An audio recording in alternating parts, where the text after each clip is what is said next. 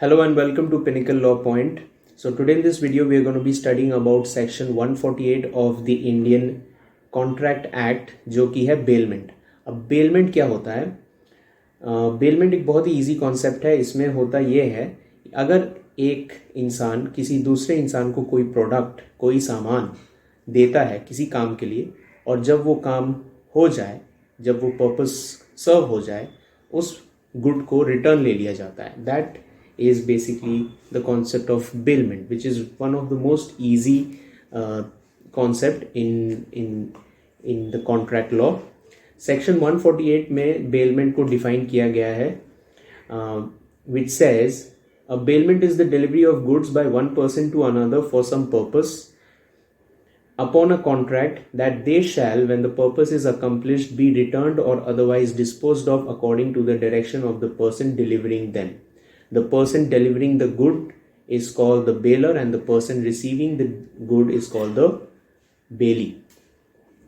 So, for example, अगर मैं अपना शर्ट किसी धोबी वाले को देता हूँ उसको धोने के लिए, और धुल जाने के बाद वो शर्ट मुझे वापस मिल जाए, that is a contract of bailment. Very simple. Let's take another example. Delivery A delivers a piece of cloth to B, a tailor, to be stitched into a suit.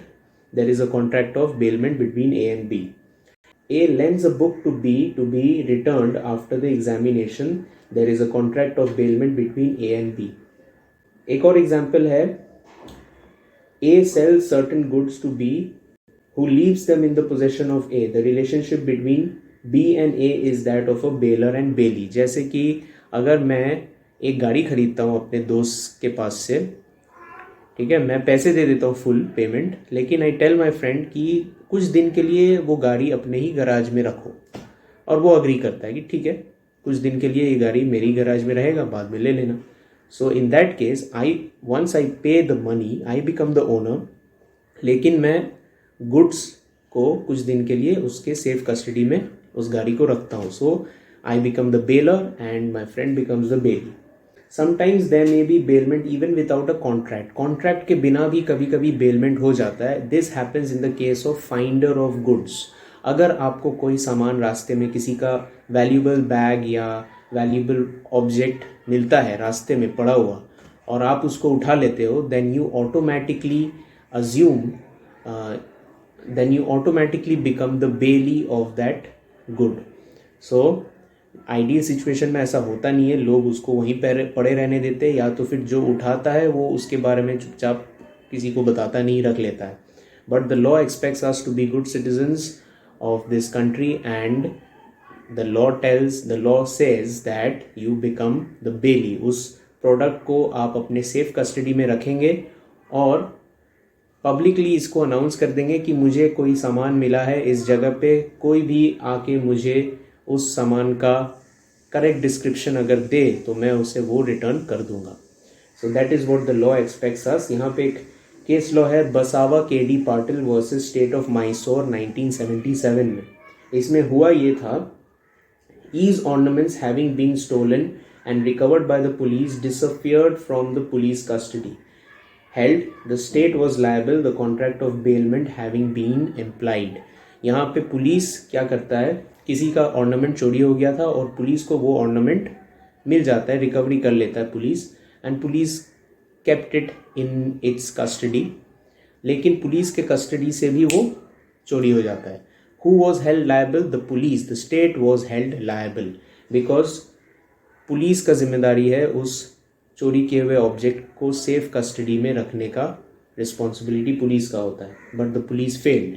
That is why the police was held liable. Next we come to the requisites of the bailment, the ingredients. अब bailment का 4 ingredient है, और ये 4 ingredient bailment के definition में ही छुपा हुआ है. If you read the definition of bailment carefully, you will get the 4 ingredients right there. Section 148 को फिर से रीड करते हैं. A bailment is the delivery of goods. That is the first ingredient. There needs to be a delivery of good by one person to another for some purpose. कोई purpose के लिए ये goods को deliver किया जाना चाहिए. Upon a contract, there needs to be a contract that they shall when the purpose is accomplished be returned. ये चौथा इंग्रेडिएंट है। There are 4 ingredients of a bailment. So let's come to the first ingredient जो है contract. एक bailment जो है उसको होने के लिए कॉन्ट्रैक्ट का होना ज़रूरी है, लेकिन सर्टेन एक्सेप्शनल केसेस में कॉन्ट्रैक्ट के बिना ही बेलमेंट ऑटोमेटिकली बन जाता है। In the case of finder of goods, as I said earlier, a bailment is usually created by agreement between the bailor and the bailee. एक अग्रीमेंट होना चाहिए। मैं अगर टेलर के पास जाता हूँ, there is a verbal agreement between me and the tailor. I tell the tailor कि भैया इस कपड़े का पैंट बनाओ या शर्ट बनाओ, और वो अग्री करता है, उसको फिर पैसे देने पड़ते हैं।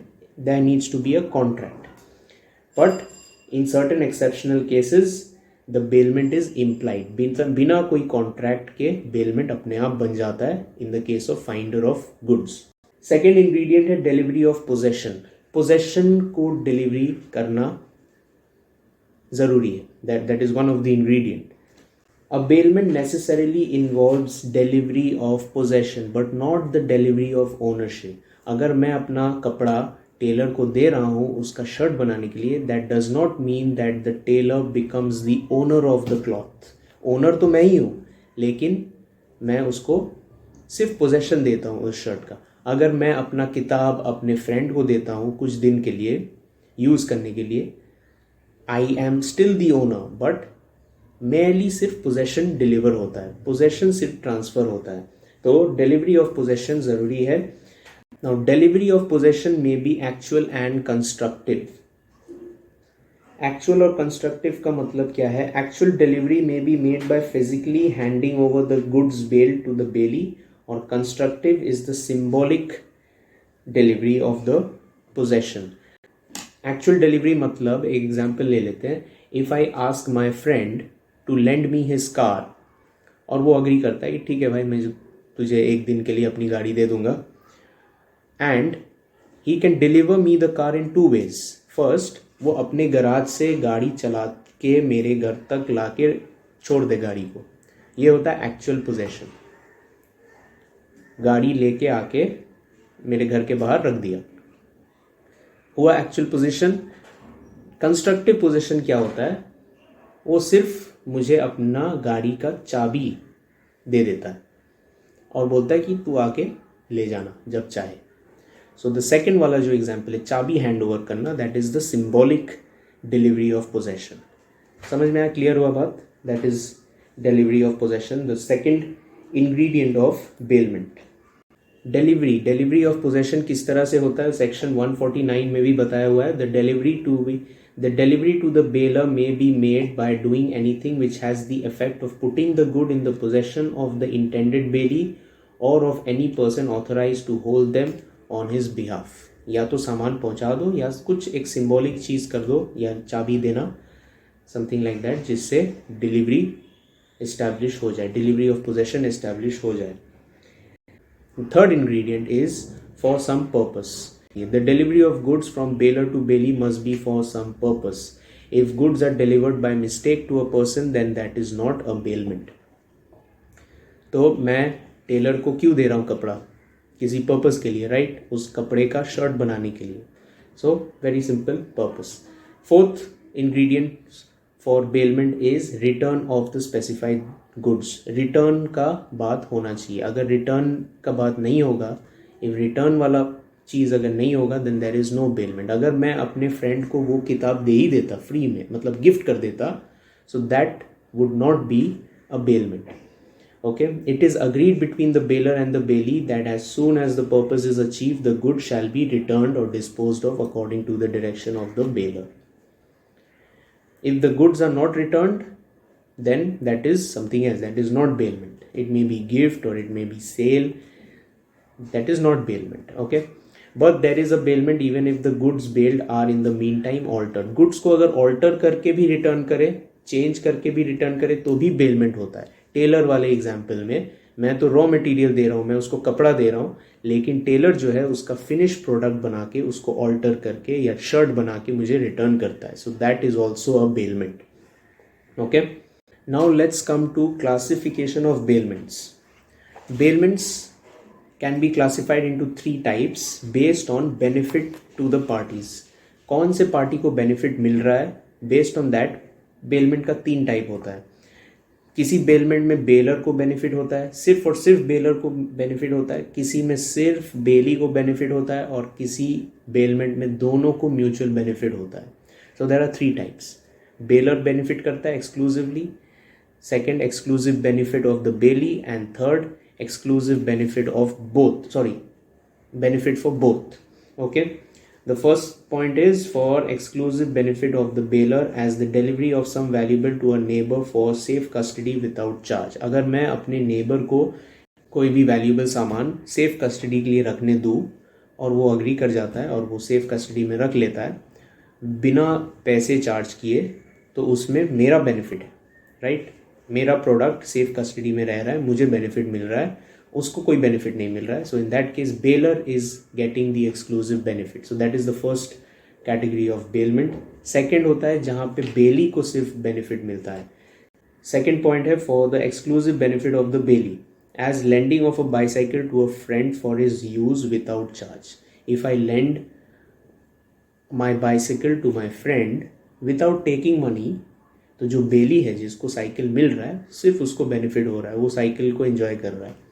सो that is the exclusive benefit of the bailee. Third is mutual benefit of both the bailor and the bailee when there is money involved. Okay, जब दोनों को बेनिफिट होता है. If I give the cycle to my friend but I tell my friend कि cycle को पैसे देने पड़ेंगे, ठीक है, सो वो साइकिल भी इंजॉय कर रहा है, मुझे भी पैसे मिल रहे हैं, सो दोनों को बेनिफिट हुआ.